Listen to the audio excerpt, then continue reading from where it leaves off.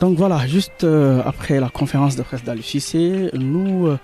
vous retrouvons ici, cette fois-ci au niveau du terrain d'entraînement du stade Abdoulaye Wade, ou bien au niveau de la pelouse tout simplement du stade Abdoulaye Wade, où les Lions vont effectuer leur sixième galop d'entraînement. Vous avez suivi Aliou Cissé qui a un peu fait le point sur ce match de préparation. D'après lui, un match qui sera très important pour le Sénégal, et ils ont également très bien préparé cette opposition contre le Niger, même s'il y a eu quand même quelques joueurs qui ont tardé à rejoindre la tanière. On l'a souligné, Pape Gueye également qui est revenu sur sa suspension, comment il l'a vécu, et personnellement comment il est en tout cas sur le plan psychologique, mental, à l'approche de cette Coupe d'Afrique, lui qui va connaître sa deuxième CAN, Pape Alassane Gueye. Donc il s'est dit très motivé, concerné, et surtout il a insisté sur Pape Gueye qui se dit prêt et qui a tendu la main au peuple sénégalais afin de recueillir leurs prières et surtout leur soutien indéfectible en route vers la CAN. Kon nag pour ñi nga xam ne peut-être ñuy rejoindre le direct, gis ngeen ne fi mu toll nii en route vers la CAN ñëpp ñu ngi fi Gana moom ak ki nga xam ne mooy Youssouf Sabaly ñu rejoindre démb tanière bi. Ñoom ñaar ñëpp ñu ngi également avec le groupe. Donc mooy peut-être li nga xam ne tey moom mën nañ ko fi déjà souligner, la tanière est enfin complète, si c'est peu soufflé mën nañ ko waxee noonu, parce que nag xel yi xawoon na jaxasoo ba ñu waxee ne yenn joueurs yi peut-être seen bokk ci CAN bi xawoon na taggatémbe, mais tey boo gisee Boulaye, gis ñoom Seny Dieng, gis Gana Gueye et autres, tu te dis que ni xel mun na dal. Leneen li nga xam ne également laaj nañ ko sànq le coach Aliou Cissé ci conférence de presse bi, mooy peut-être risque de blessure yi nga xam ne mën na jóge ci match suba bi, parce que je rappelle que demain à partir de 18h Sénégal dafay jouer fii ak Niger. Pour ñi nga xam ne parfois dañuy laaj ci information bi, c'est un match boo xam ne dëgg la dina permettre Lions yi ñu mën a peut-être am tuuti compétition par rapport ak semaine d'entraînement bi ñu jóge. C'est toujours bien d'avoir également de la compétition, de retrouver du rythme, mais si c'est nee na ñaanuñu ko yàlla, bépp cas de blessure boo xam ne mën na fi am rek mën na jural joueur boobu forfait. Mais li mu wax nee na joueurs yi waruñu dugg ci terrain bi di jiixi jaaxa wala di xalaat ni mën nañ jëlee blessure contre Niger ci amical bi ñu war a football suba. Il faut rester concentré, professionnel, et aborder ce match de tàggatoo de la meilleure des manières, parce que gëjoon nañu am occasion wu gis équipe bi football fii à domicile avant ñuy dem soit ci coupe du monde wala li nga xam ne mooy CAN. Donc match tàggatoo bi moom en tout cas ñu ngi ciy xaar sénégalais yëpp suba à partir de 18h fii ci stade Abdoulaye Wade. C'est le message d'Aliou Cissé sànq moo doon jàkkaarloo taskatu xabaar yi. Donc c'est toujours en tout cas un plaisir de voir que tanière bi, il y a une sérénité qui se dégage autour de cette équipe championne d'Afrique en titre qui va remettre sa couronne en jeu à Yamoussoukro. Nga xam ne nag suñu match bu njëkk bi dinañ ko jongante ak Gambie. Match boobu xam naa ne plus muy jege, plus la ferveur va monter, parce que gis nañu déjà au niveau des réseaux sociaux, au niveau des plateaux télé, parfois sénégalais et gambiens yi tooñante tuuti. On saura que ce sera un match dans le match derby la, match la entre mën nañ ne benn peuple wala bokk pratiquement un peuple frère wala ay cousins. Donc et puis la Gambie qui a une très belle équipe. D'ailleurs ñoom hier la ñu publié seen liste de joueurs bi nga xam ne le technicien Tom Saint-Fay moom la war a joueur yi mu war a yóbbu foofee ca CAN 2024 bi. Gambie moom mujjee publier sa liste de joueurs, ils l'ont fait hier, et maintenant on est pratiquement à quelques jours de ce match d'ouverture. Match d'ouverture toujours mën na joxe le ton par rapport au reste de la compétition. Donc c'est important pour joueurs yi ñu entamer ko de la meilleure des manières. Alors je vois Moustapha, après si tu veux faire benn peut-être zoom ci Pape Matar Sarr mu ngi entraîner à côté avec le kinésithérapeute. Donc loolu aussi c'est à souligner. Waaw Moustapha ba ma mënee may tuuti le zoom sur Pape Matar mu ngi de l'autre côté il s'entraîne avec le ballon. Moom kese avec le kinésithérapeute donc on va essayer de suivre ça pour xam mais malheureusement tey peut-être duñu am le temps de creuser puisqu'on a juste 15 minutes mais Pape Matar Sarr ngeen di seen nële mooy cokki noonu tout seul avec le kinésithérapeute donc il s'entraîne tout seul à côté moom tamit defoon xawoon nañu tiital tuuti ginnaaw ba mu génne woon sur blessure ak Everton plutôt Tottenham mais alhamdulilah reprendre na la course donc gardien yi moom ñoom ñu ngi continuer di def seeni gam donc voilà Dioufy également qui est toujours là Dioufy qui est toujours là toujours prompte à accompagner ses jeunes frères à leur prodiguer des conseils donc instant bi kenn manqué wul ñëpp ñu ngi fi demain si tout se passe bien ci daanaka heure bi la ñuy jongante contre le Niger encore une fois di wax ni match bi peut-être sànq maa ngi ci interpeller le coach ne ko Sénégalais yu bëri peut-être soulever nañu ay questions par rapport ak niveau équipe bi nga xam ne Niger au classement FIFA ils sont 126e c'est une faible opposition en face et c'est une équipe boo xam ne qualifié wul ci Coupe d'Afrique bi mais boo jëlee loolu yëpp ko teg ko de côté ce sont des équipes yoo xam ne dañuy naqaree jouer parce que déjà la plupart du temps bloc bas la ñuy évoluer donc loolu dina la permettre en tant que sélectionneur équipe nationale nga am adversaire boo xam ne dina wuute ak benn peut-être équipe bu Brésil benn équipe bu Cameroun wala benn Algérie boo xam ne day ñëw peut-être football ak yow donc tey bu la Niger proposer un bloc bas lan ngay teg pour contourner ko parce qu'on sait que CAN bi peut-être que di nga rencontrer genre équipe yu mel noonu et puis c'est des équipes quand même qui sont quand même assez athlétiques sur le plan du répondant sur le plan physique dañuy indi daawa donc il y aura beaucoup de duels peut-être de l'intensité loolu dina permettre joueurs yi ñu plonger wu plus ou moins ci ambiance su Coupe d'Afrique bi donc tey je rappelle qu'on a juste 15 minutes tey 15 minutes la ñu may comme chaque fois ci li nga xam ne mooy jàppagum ci direct tey gi mooy que Pape Matar Sarr moom kese mooy entraîner à côté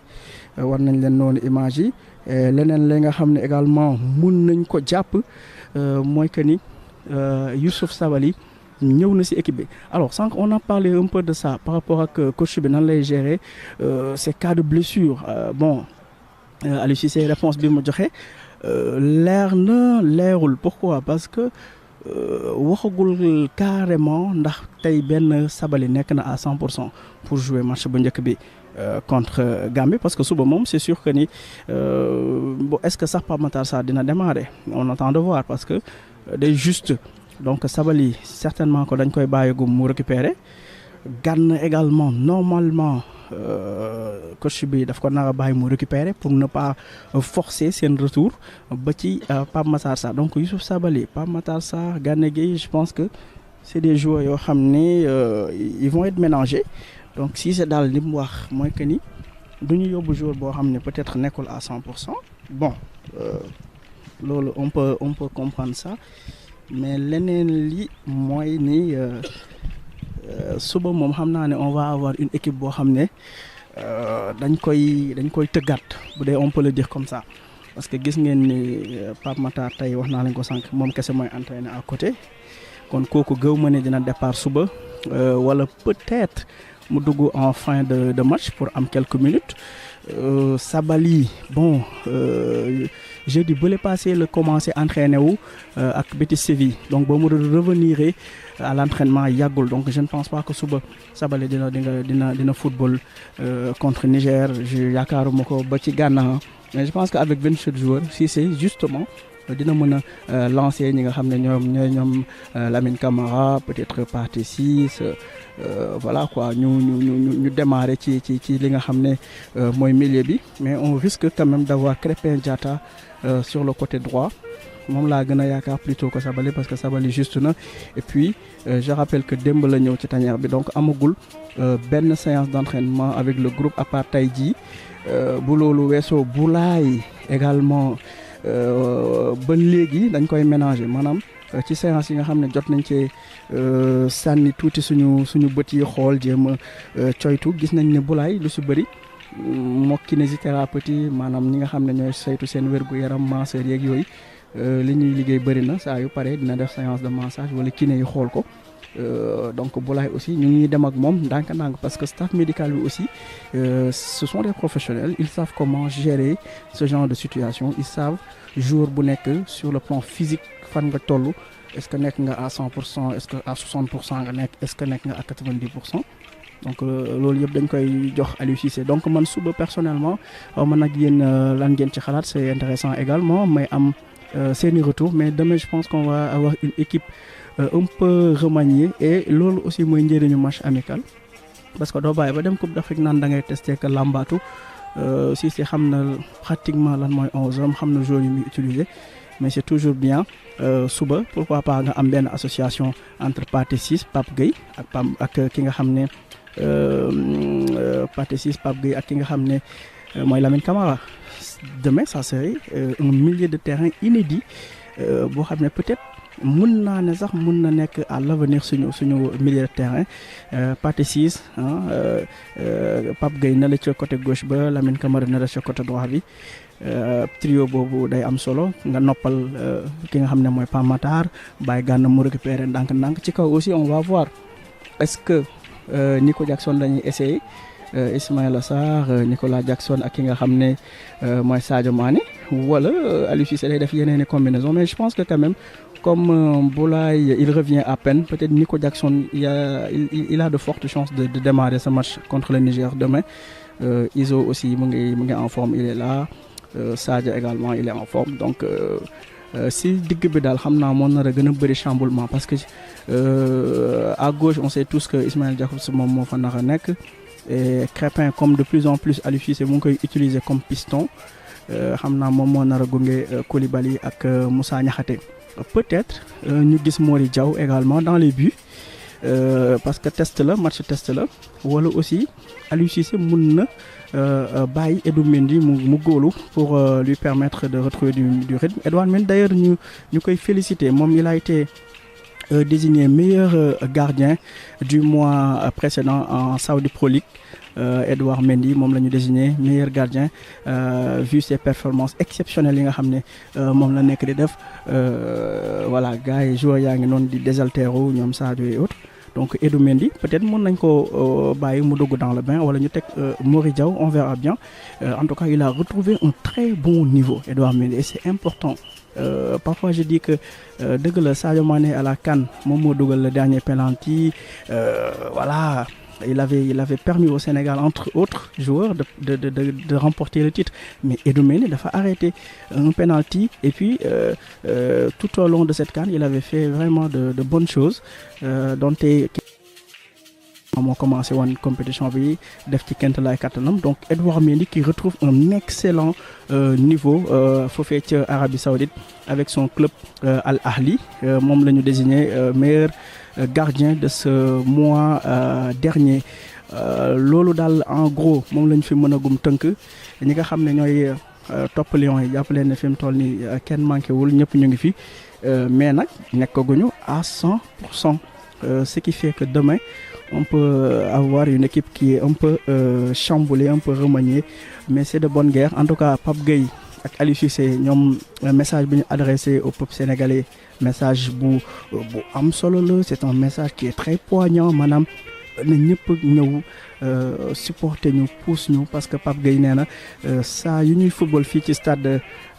Abdoulaye Wade rek dañuy sentir ferveur bi dem na sax bay wax ne supporters sénégalais dañ koy fàttali supporteru waa Olympique de Marseille ce sont les mots de Pape Gueye donc pour dire que ni ñoom dañuy am mbégte ak fierté du football devant le public sénégalais parce que dañ leen di ñaax dañ leen di yokk doole. Pape Gueye je pense que bon si suñu yeneen édition dinañ am occasion gën a taxaw ci Pape Gueye gën a taxaw ci son profil ci impact bi nga xam ne am na ko en équipe nationale du Sénégal parce que je sais que c'est un joueur boo xam ne sénégalais yi bëgg nañ ko ñu ngi koy bàyyi xel et c'est un profil boo xam ne également profil bu am solo la moom Pape Gueye Et je pense que cette Coupe d'Afrique muy Pape Gueye muy Lamine Camara muy Pape Matar ba si ñoom Nico Jackson Coupe d'Afrique bi seen Coupe d'Afrique la parce que ñoom ñooy relève bi ñoom Sadio la ñu waroon apporter l'équipe bi yëpp apporter nañ la ko amatuñ lu ñuy prouver mais les jeunes aussi doivent montrer que la relève elle est assurée en fait que tey mën nañu voilà quoi valoir au Sénégal beaucoup de satisfaction tey un joueur comme Pape Gueye sénégalais yi dañuy xaar lu bëri ci moom et j'ai vu que si séance d'entraînement yu mujj quand même am na ay séquences yu bëri yu circulé un peu sur la toile Instagram TikTok et autres di wane ay séquences yoo xam ne moom Pape Gueye def na ko donc moo tax yaakaar yi am na solo ci moom moo tax sénégalais également ñu ngi koy bàyyi xel moom Pape Alassane Gueye moom tam mu nekk ku bëgg Sénégal ku am fierté jouer pour l'équipe nationale du Sénégal vacances yi mu fi mujjee def on l'a vu saafonte bi mu def ak ses supporters ñenn ñi sax invité na leen yendoog ñoom donc c'est important sénégalais yi di gis seen bopp si li nga xam ne mooy équipe bi parce que ku nekk am na joueur booy tiitaroo donc c'est important aussi cette proximité entre l'équipe et les Lions. Donc il nous reste quasiment 2 minutes. Donc c'était un peu court, mais quand même on a essayé de vous résumer un peu la situation. La tanière est complète, les 27 joueurs sont là. Aujourd'hui, Pape Matar Sarr s'est entraîné un peu